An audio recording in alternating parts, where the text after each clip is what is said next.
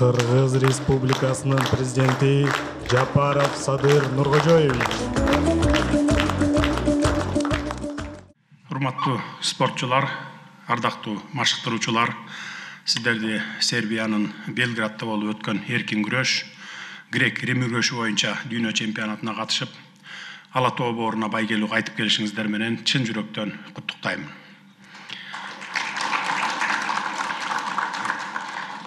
Кыргызстандын тарыхында биринчи жолу 30дан ашуу мамлекеттин арасынан 3-чү орунду камсыз кылып, тарых баракчасын жаңылап, жалпы кыргызстандыктарды чексиз кубанычка бөлөп, демине дем, күчүнө күч кошуп жатасыздар.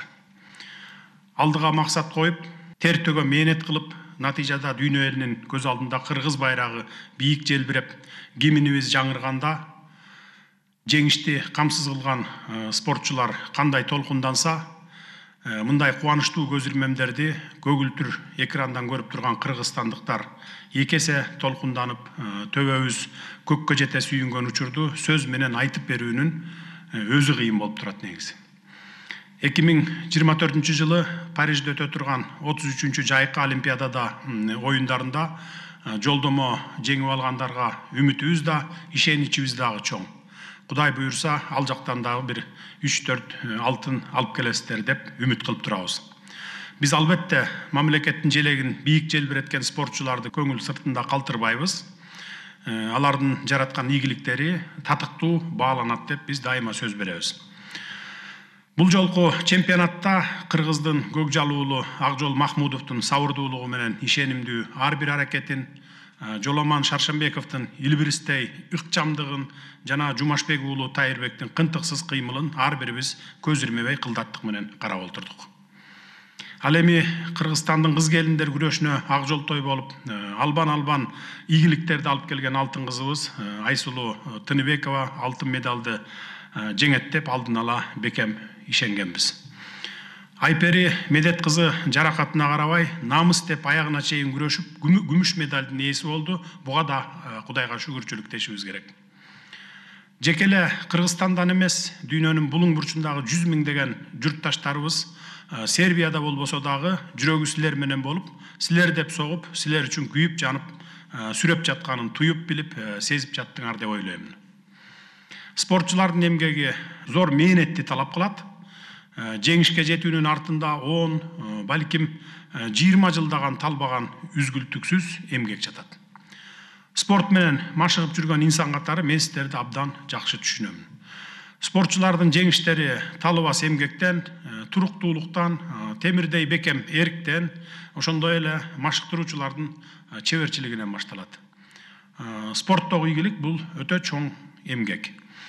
Ер эмгегин жер жебейт деген накыл кеп сыңары, сиздердин талбаган эмгегиңиздер текке кетпей, ата мекениңерди даңктап эле тим болбостон, миңдеген жаштардын жүрөгүн жалындатып, Кыргызстандын атын чыгарууга чоң түрткү берип жатасыздар. Бул жолу ийгилигиңиздер биринчи же акыркы эмес.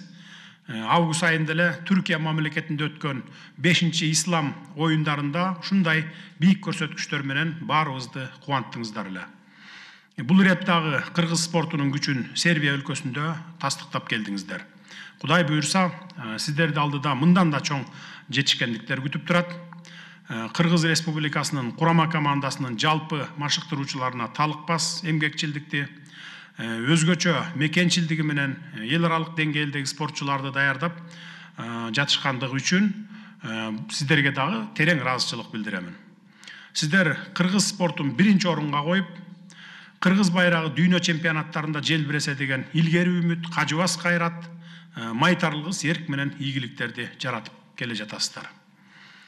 Бешиктеги баланын бек болорун ким билет дегендей, машыгууга келген баланын баш терисин байкап, келечекте кыргыз желегин желбиретет деп ишеним артып, бүгүн өлкөбүзгө сыймык алып келип жаткан спортчуларыбыздын пайдубалын түптөп, биринчи ыкмаларды үйрөткөн алгачкы машыктыруучу агайларга, спорттук карьерасына жөлөк таяк болуп, сүрөп келе жаткан жеке машыктыруучуларына дагы терең таазим этемин. Анан албетте ушундай уул кыздарды төрөп, татыктуу тарбия берип, бүгүн жемишин көрүп, кубанычы койнуна батпай, толкунданып жаткан ата энелерге дагы ысык салам жолдоп, мен жеке өзүмдүн атымдан ыраазычылык билдире кетейин. Эми бул жакта отурган көпчүлүк балбандарыбыз Кытай Эл Республикасындагы 19-чу Азия оюндарына катышууга жөнөп кетүү алдында турушат. Жолуңуздар байсалдуу болсун демекчимин. Жеңил барып оор келиңиздер. Бүгүнкүдөй басыгыңыздардан жазбай, Кыргызстан элине дагы көптөгөн ийгиликтерди алып келериңиздерге мен толук ишенемин. Курама команданын спортчулары менен кошо машыктыруучуларына дагы бекем ден соолук, узун өмүр каалайм. Дүйнөнү таң калтырган дагы далай спортчуларыбызды тарбиялап, туурдан учура бериңиздер. Кыргыз спорту кулачын кенен жая берсин, жараткан кыргыз балбандарыбызга күч кубатын берсин. Көңүл бурганыңыздарга рахмат. Дайыма ийгиликтердин үстүндө жүрө бериңиздер. Сертификаттарды тапшыруу аземи. Сербия Республикасында болуп өткөн күрөш боюнча дүйнөлүк чемпионатында жетишкендиктери үчүн акчалай сертификаттар менен төмөнкүлөргө берилсин. 1 миллион сом Тыныбекова Айсулуу Болотовнага, спортчу.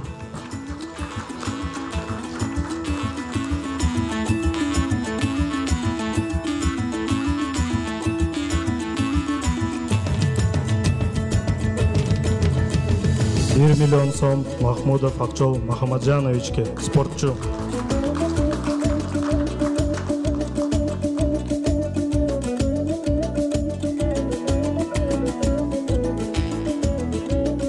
$1 миллион сом Шаршенбеков Жыломан Назарбековичке, спортчу.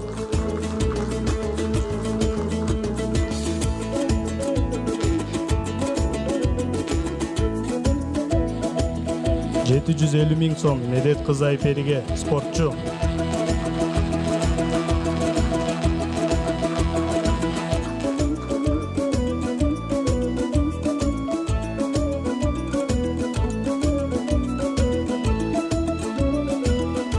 $500 000 сом Жумашбек уулу Тайырбекке, спортчу.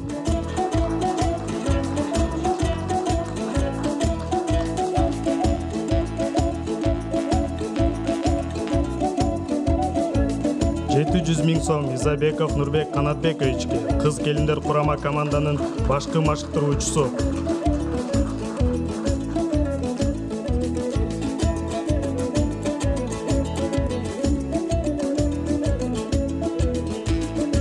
$800 000 сом Эркинбаев Азат Сталбековичке, грек-рим күрөшүнүн курама команданын башкы машыктыруучусу.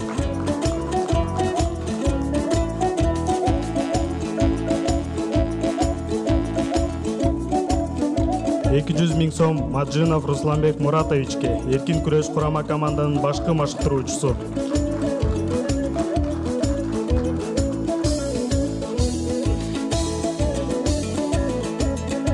$525 000 сом Кенжебаев Байгазы Бобуновичке, кыз келиндер курама команданын ага машыктыруучусу.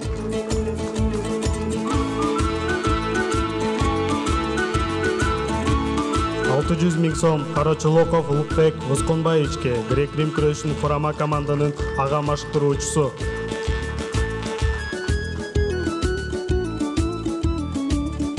$150 000 сом Таабалды уулу Сүймөнкулго, эркин күрөш курама команданын ага машыктыруучусу.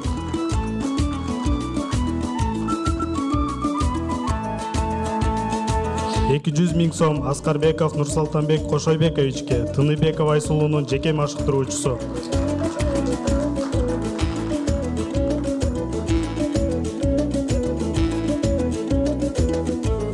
$200 000 сом Ахмедов Мейрамбекке, Акжол Махмудовдун жеке машыктыруучусу.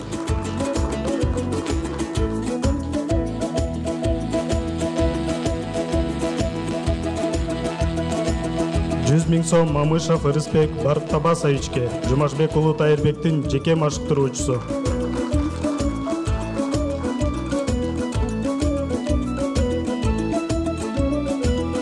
$100 000 сом Базакечев Түгөлбай Молдобаевичке, Тыныбекова Айсулуунун биринчи машыктыруучусу.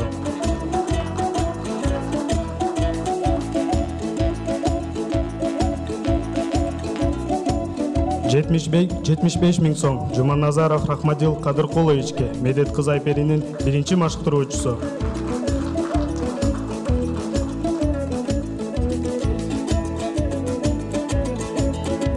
100 000 сом Жамалдин уулу Акбарелиге, Акжол Махмудовдун биринчи машыктыруучусу.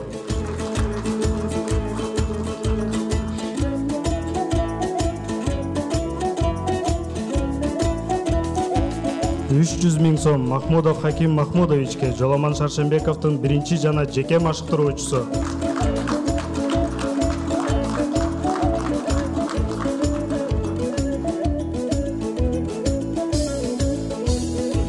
50 000 сом Мамыткулов Акберди Жумагуловичке, Жумашбек уулу Тайырбектин биринчи машыктыруучусу.